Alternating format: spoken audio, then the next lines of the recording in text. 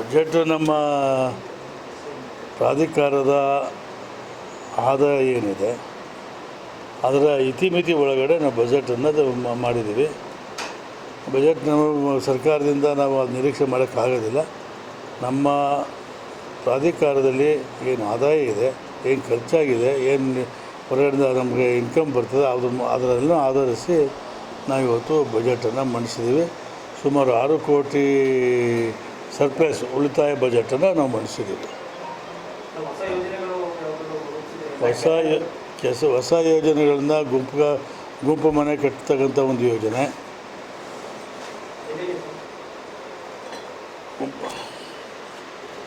Budget ಬುಕ್ಕಿರು ಕೂಡಪ್ಪ ನೋಡ್ಕೊಳ್ಳಿ ಇವರು ಬುಕ್ಕಿದೆಯಾ. ಮತ್ತು ಕಮರ್ಷಿಯಲ್ ಕಾಂಪ್ಲೆಕ್ಸ್ ಕಟ್ತಕ್ಕಂಥದ್ದು, ಗ್ರೇಡ್ ಸಪ್ರೇಟರ್ ಮಾಡ್ತಕ್ಕಂಥದ್ದು ಅಪ್ಗ್ರೇಡೇಷನ್ ಮಾಡಿ, ಮತ್ತು ವರ್ತುಲ ರಸ್ತೆ ಏನಿದೆ ಪೆರಿಬಲ್ಲಿ ಇನ್ಕ್ಲೂಡಿಂಗ್ ಇದೆ ಅಲ್ಲಿವರೆಗೆ ನಾವು CDPನ ಎಕ್ಸ್ಟೆಂಡ್ ಮಾಡಿ ಅಲ್ಲಿ ಭಾಗದ ಜಮೀನುಗಳು ಸ್ವಾಧೀನಪಡಿಸ್ಕೊಳ್ತಕ್ಕಂಥದ್ದಕ್ಕೆ ನಾವು ಆದ್ಯತೆ ಕೊಟ್ಟು ಮಾಡ್ತಾಯಿದ್ದೀವಿ.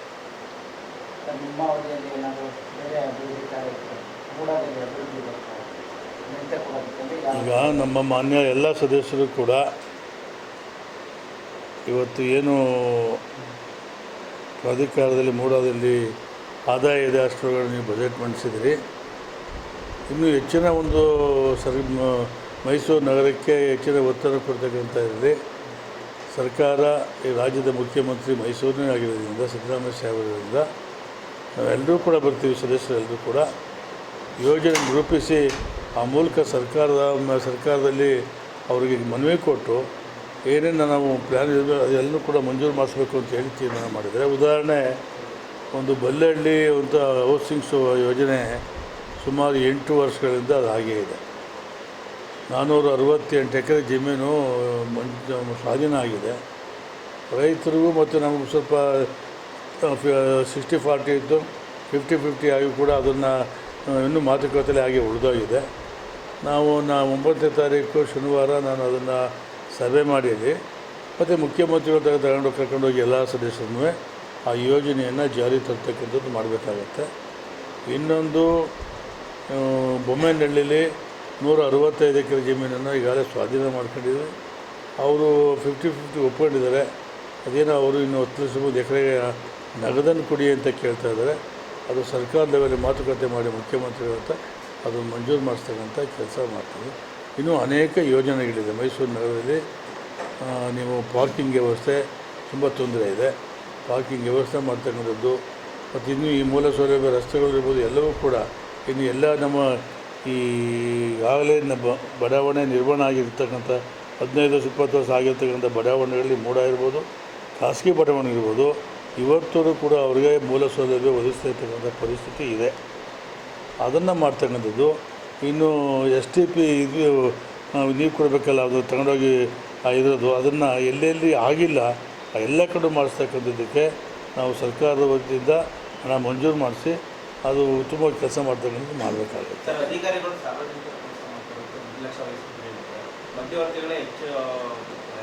ಈಗ ಮಧ್ಯವರ್ತಿಗಳಿಗೆ ಆದ್ಯತೆ ಕೊಡ್ತಕ್ಕಂಥದ್ದು, ಮಧ್ಯವರ್ತಿಗಳು ದರ್ಬಾರ್ ಮಾಡ್ತಕ್ಕಂಥ ವ್ಯವಸ್ಥೆ ಇದೆ ಅಂತ ಎಲ್ಲರೂ ಹೇಳ್ತಾರೆ.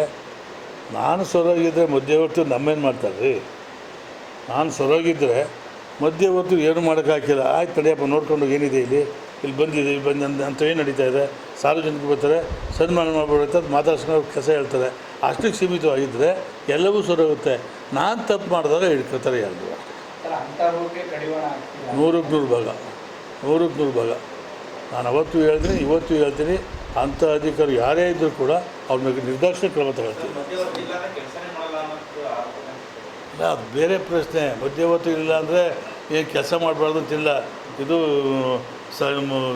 ಸಾರ್ವಜನಿಕ ಸೇವೆ ಮಾಡ್ತಕ್ಕಂಥದ್ರಲ್ಲಿ ಯಾವ ಮಧ್ಯವರ್ತಿ ಬೇಕಾಗಿಲ್ಲ. ಅವ್ರು ಬರ್ತಾರೆ, ಅವ್ರ ಮನವಿ ಕೊಡ್ತಾರೆ, ಆ ಮನವಿ ಆಧರಿಸಿ ಕೆಲಸ ಮಾಡ್ಬೇಕು ನಾವು ಅಷ್ಟೇ. ಅವರು ಮಧ್ಯವರ್ತಿಗಳು ಬಂದಾಗ ಅವರು ಕೂಡ ದಲ್ಲಾಳಿ ಇಟ್ಕೊಂಡು ಮಾಡ್ತಾರೆ, ಇನ್ನೊಂದು ಇಟ್ಕೊಂಡು ಮಾಡ್ತಾರೆ ಹೊರತು ಬೇರೆ ಅರ್ಥ ಇಲ್ಲ. ಅದರಿಂದ ಮಧ್ಯವರ್ತಿಗಳಿಗೆ ಇನ್ನು ಮುಂದಿನ ದಿನಗಳಲ್ಲಿ ನಾವು ಕಡಿವಾಣ ಆಗ್ತಕ್ಕಂಥದ್ದು ಮಾಡ್ತೀವಿ. ಹಿಂದಿನ ಬಜೆಟ್ನಲ್ಲಿ ಘೋಷಣೆ ಆದಂಥ ಎಷ್ಟೋ ಯೋಜನೆಗಳು ಫುಲ್ಫಿಲ್ ಆಗಿಲ್ಲ. ಈಗಲೂ ಈ ಬಜೆಟ್ ಫುಲ್ಫಿಲ್ ಆಗುತ್ತೆ ಅಂತ ಅನಿಸುತ್ತೆ. ಮುಂದಿನ ಹೋದ ಸತಿ ಆಗಲಿಲ್ಲ ಬಜೆಟನ್ನು ಫುಲ್ಫಿಲ್ ಆಗಲಿಕ್ಕೆ ಇಂದಿನ ಈ ಸತಿ ಬಜೆಟ್ ಮಂಡಿಸ್ತಾರಲ್ಲ ಅದು ಸರ್ಕಾರದಿಂದ ಅನುಮೋದನೆ ಆಗಿಲ್ಲ. ಯಾವುದೇ ಬಜೆಟು ಮಾಡಿದಂಥ ಸಂದರ್ಭದಲ್ಲಿ ಸರ್ಕಾರ ಅನುಮೋದನೆ ಮಾಡಿ ಸರ್ಕಾರದಿಂದ ದುಡ್ಡು ಸಾಲಿಲ್ಲ ಅಂತ ಇಲ್ಲಿ ಅಭಿವೃದ್ಧಿಗೆ ಸರ್ಕಾರ ಕೇಳ್ತಕ್ಕಂಥ ಮಾಡ್ಬೋದಾಯಿತು. ಇವರು ಬೇಜವಾಬ್ದಾರಿತನದಿಂದ ಅದನ್ನು ಅನುಮೋದನೆ ಮಾಡಿಲ್ಲ. ಇದೂ ಅಷ್ಟೇ, ಈಗ ನಾನು ಅನುಮೋದನೆ ಮಾಡಿದ್ದೀನಿ, ಅದಾದ ಮೇಲೆ ಸರ್ಕಾರದ ಮೇಲೆ ಒತ್ತಡ ತಗೊಂಡು ನಮ್ಮವರು ಮುಖ್ಯಮಂತ್ರಿಗಳಿದ್ದಾರೆ, ಏನೇನು ಆಗಬೇಕು ಅವೆಲ್ಲನೂ ಮಾಡಿಸ್ಕೋಬೇಕು. ಭಾಳಷ್ಟು ಜನ ಮೈಸೂರು ಭಾಗದಲ್ಲಿ ಭಾಳ ಮಧ್ಯಮ ವರ್ಗದಲ್ಲಿನ ಮನೆಯಿಂದ ಬಾಡಿಗೆ ಮನೆಗೆ ವಾಸ ಇದ್ದಾರೆ. ಅಂಥವ್ರಿಗೆ ಏನಾದ್ರು ಮನೆ ನಮಗೆ ನಿವೇಶನ ಕೊಡ್ತಕ್ಕಂಥ ಉದಾಹರಣೆ EWS ಎಕನಾಮಿಕಲಿ ವೀಕರ್ ಸೆಕ್ಷನ್ನು ಅವ್ರಿಗೆ ಆದ್ಯತೆ ಕೊಡಬೇಕು.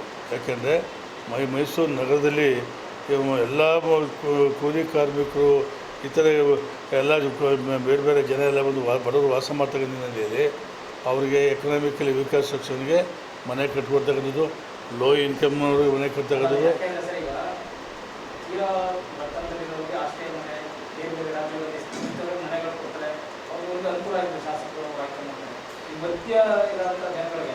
ನಮಗೆ ಸಾಕಷ್ಟು ಭೂಮಿ ಮೈಸೂರು ನಗರದಲ್ಲಿ ಮೂಢ ವ್ಯಾಪ್ತಿಗೆ ಬರ್ತದೆ. ಅವೆಲ್ಲನೂ ಕೂಡ ಫೈಂಡ್ ಔಟ್ ಮಾಡಿದ್ದೀವಿ. ನಾನೇ ಅದನ್ನು ಈಗ ಚುನಾವಣೆ ಆದಮೇಲೆ ಅಥವಾ ನೀವು ಕೊಡೋಕ್ಕೆ ಮುಂಚೆನೇ ಅವೆಲ್ಲನೂ ಕೂಡ ಟ್ರೇಸ್ ಮಾಡಿ ಅವ್ರ ಮಾಹಿತಿ ತಗೊಂಡು ಅಲ್ಲಿ ಎಷ್ಟೆಷ್ಟು ಜಮೀನು ಬರ್ತದೆ ಅಲ್ಲಲ್ಲಿ ಆಯಾ ಭಾಗದಲ್ಲಿ EWS, LIG ಮತ್ತು MIG ಮನೆ ಮಾಡ್ತಕ್ಕಂಥದ್ದು, ಮತ್ತು ಇನ್ನೂ ಕೂಡ ಗುಂಪು ಮನೆ ಮಾಡಲಿಕ್ಕೆ ಈಗಾಗಲೇ ಮಂಜೂರಾಗ್ತಕ್ಕಂಥ ಕೆಲಸ ಆಗಿದೆ. ಅದನ್ನು ಕೂಡ ತ್ವರಿತ ಮಾಡ್ತಕ್ಕಂಥದ್ದು ಮಾಡ್ತೀವಿ. ಅನುಮತಿ ಮಾಡಿದರೆ ಮಾಡಿದ್ರು ಹೇಳಿದ್ರು ಮಾಡ್ತೀವಿ ಅಂತ ಇಲ್ಲಿವರೆಗೆ ಅದು ಆಗಿಲ್ಲ. ನಾನು ಈ ಸಾರಿ ಅವೆಲ್ಲನೂ ಕೂಡ ಕಾರ್ಯರೂಪ ತರ್ತೀನಿ. ನಿಧಿಗೂ ಅನುದಾನ ಬಳಕೆದು ತಿದ್ದುಪಡಿ ಆಗಬೇಕು ಸರ್ಕಾರದ ಹಂತದಲ್ಲೇ ಅನ್ನೋದ್ರ ಬಗ್ಗೆ ಶಾಸಕರೆಲ್ಲ ಗಮನ ತಂದಿದ್ದಾರೆ ಸರ್. ಹೌದು, ಅದನ್ನೇನಾದ್ರೂ CM ಬಳಿ ಕೂತು ತಾವೇನಾದ್ರೂ ಇತ್ಯರ್ಥ ಮಾಡುವಂಥ ಪ್ರಯತ್ನ ಆಗುತ್ತೆ? ತಿದ್ದುಪಡಿ ಈಗಾಗಲೇ ಇಟ್ಕೊಂಡಿದ್ದೀನಿ. ಇದೇ ಇದು ನಾಳೆ ಹೋಗಿ CM ಮತ್ತು ಮುಖ್ಯಮಂತ್ರಿಗಳ ಜೊತೆ ಚರ್ಚೆ ಮಾಡಿ ಅದಕ್ಕೆ ಪರಿಹಾರ ಕಂಡುಹಿಡಿತೀನಿ. ಇಲ್ಲೇ ಇಟ್ಟಿದ್ದೀನಿ ನೋಡಿ. ಮುಖ್ಯಮಂತ್ರಿಗಳು ನಮ್ಮ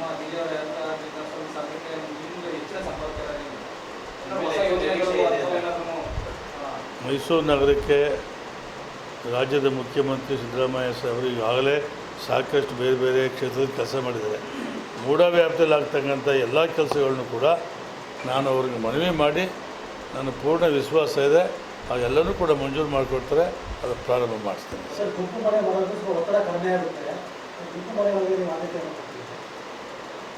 ಮನೆಯೂ ಮಾಡ್ತೀವಿ. ಗುಂಪು ಮನೆಯೇ ಮಾಡ್ಕೊಡೋದು ಈಗ. ಯಾಕೆಂದರೆ ನೀವು ಇಂಡಿವಿಜುವಲ್ ಸೈಟ್ ಕೊಟ್ಟು ಮನೆ ಕಟ್ಟೋದಾದರೆ ಇಲ್ಲಿ ಸಾಕಷ್ಟು ಜಮೀನಿಲ್ಲ. ಅದಕ್ಕೆ EWS, LIG ಮತ್ತು MIG ಮನೆಗಳನ್ನ ಗುಂಪು ಮನೆ ಮಾಡ್ತೀವಿ.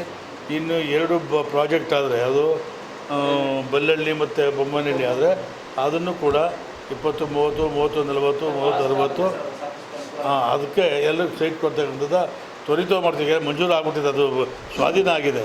ನಾವು ಸರ್ಕಾರ ಮಟ್ಟ ಕೂತ್ಕೊಂಡು ರೈತ ಪರ ಕೂತ್ಕೊಂಡು ಕೆಲಸ ಮಾಡಿ ಅದು ಅವ್ರಿಗೆ ಮನವೊಲಿಸಿ ಶುರು ಮಾಡಬೇಕಷ್ಟೆ.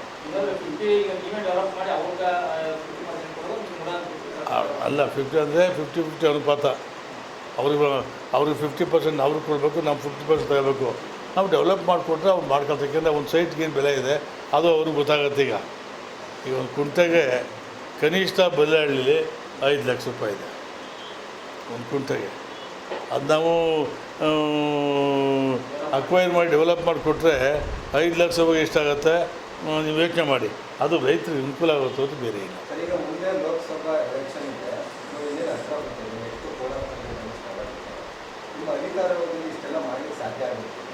ನಾನು ಇವತ್ತೇ ಮುಗ್ದೋಕಿಲ್ರಿ. ಇನ್ನೂ 2 ವರ್ಷ, ಇನ್ನೂ 5 ವರ್ಷ ನಮ್ಮ ಸರ್ಕಾರ, 4 ವರ್ಷ ಇದೆ. 45 ದಿವಸ ಚುನಾವಣೆ ಮುಗೀತದೆ. ಆಮೇಲೆ ನಾವೇ ಇರ್ತೀವಿ, ಏನು ತೊಂದರೆ ಇಲ್ಲ. ನಮ್ಮ ಸರ್ಕಾರವೇ ಇರ್ತದೆ, ಮಾಡ್ತೀವಿ, ತೊಂದರೆ ಇಲ್ಲ. ಈ ಎಲೆಕ್ಷನ್ ಕೂಡ ಕಂಟೆಂಟ್ ಒಳಗಡೆ ಏನಾದರೂ ಒಂದು ತರ್ಕಬದ್ಧ ನಿಲುವು ಬರುತ್ತಾ? 100% ಮಾಡ್ತೀವಿ. ಅದನ್ನು ಮಾಡ್ತೀನಿ ಅದನ್ನು ರೇಟೇ ಮಾಡ್ತೀವಿ. ಇವತ್ತು ಯಾವ ಆಯವ್ಯಯವನ್ನು ಮಂಡಿಸಿದ್ದೀವಿ ಅದು ಆಯವ್ಯಯವನ್ನು ನಮ್ಮೆಲ್ಲರ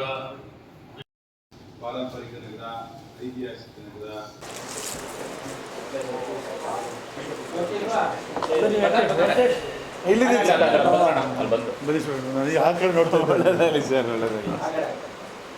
ನಾನು ಊರಲ್ಲಿರಲಿಲ್ಲ, ಸೋಮಣ್ಣ 2 ದಿನ ಇರಲಿಲ್ಲ. Okay Gopi Bappa leader leader leader must be here. ಬಾ ಸೋಮಣ್ಣ ಗೋಪಿ ಒಂದೇ ಐಟು ಮಾತ್ರ, ಮರಿಗೌಡ್ರೆ ಎತ್ಕೊಳ್ಳೋದು ಪೇಟಕ್ಕೆ. ಯಾವಾಗಲೂ ಸರ್ ಸೋಮಣ್ಣ ಸಲಹೆ ನಿರಂತರವಾಗಿರಲಿ. ಗೋಪಿ ಅಂತ ನಮ್ಮ ಕಡೆ ಬರ್ತಾ ಬೇಕಾಗ್ತದೆ. ನಿಮ್ಮ ಸಲಹೆ